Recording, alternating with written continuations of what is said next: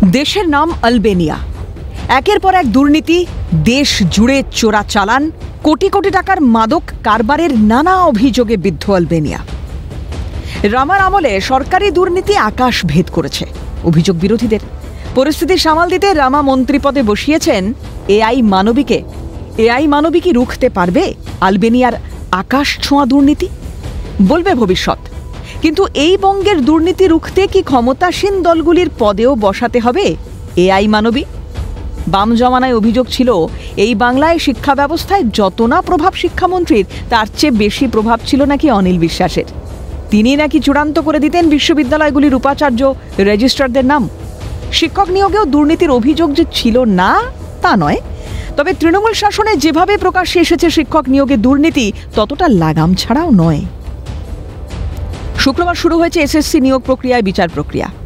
আলিপুর বিশেষ সিবিআই আদালতে শুরু প্রাক্তন শিক্ষামন্ত্রী পার্থ চট্টোপাধ্যায়, সুবীরেশ ভট্টাচার্য, এসপি সিনহাদের বিরুদ্ধে ট্রায়াল। প্রথম দিনেই সাক্ষ্য দিয়েছেন এসএসসির প্রাক্তন চেয়ারম্যান চিত্তরঞ্জন মণ্ডল। শুক্রবার আদালতে তিনি নাকি দাবি করেছেন বেআইনি নিয়োগের জন্য তার কাছেও চাপ আসত। চাপ দিতেন নাকি মুকুল রায়, পার্থ চট্টোপাধ্যায়। পশ্চিমবঙ্গের প্রত্যেকটি মানুষ জানেন এটা একটি প্রাতিষ্ঠানিক দুর্নীতি, এবং ফিরহাদ হাকিম বিবৃতি দিয়েছিলেন যে যদি কোনো ভুল হয়ে থাকে, যদি কোনো বিচ্যুতি হয়ে থাকে, সেটা পার্থদার একার দায়িত্ব নয়, সেটা যৌথ সিদ্ধান্ত, অর্থাৎ কালেকটিভ রেসপন্সিবিলিটি। যেটা হয়েছিল সেটা যৌথ সিদ্ধান্তের ভিত্তিতে হয়েছিল, তৃণমূল কংগ্রেসের কর্মসূচিকে রূপায়িত করার জন্য হয়েছিল, এবং আজকে প্রাক্তন চেয়ারম্যানের বক্তব্যে সেটাই উঠে এসেছে। তৃণমূল ক্ষমতায় আসার পর 2011 সালে এসএসসি চেয়ারম্যান হয়েছিলেন চিত্তরঞ্জন মণ্ডল। পদ ছেড়েছিলেন 2013 সালের অক্টোবর মাসেই।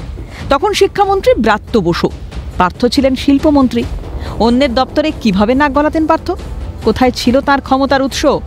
তৃণমূলের মহাসচিব পদের বলে কি বলিয়ান ছিলেন পার্থ? মুকুলও কি বলিয়ান ছিলেন দলের সাধারণ সম্পাদক পদের বলে? শিক্ষাকে কি দলের কুক্ষিগত করতে চেয়েছিলেন পার্থ মুকুলরা?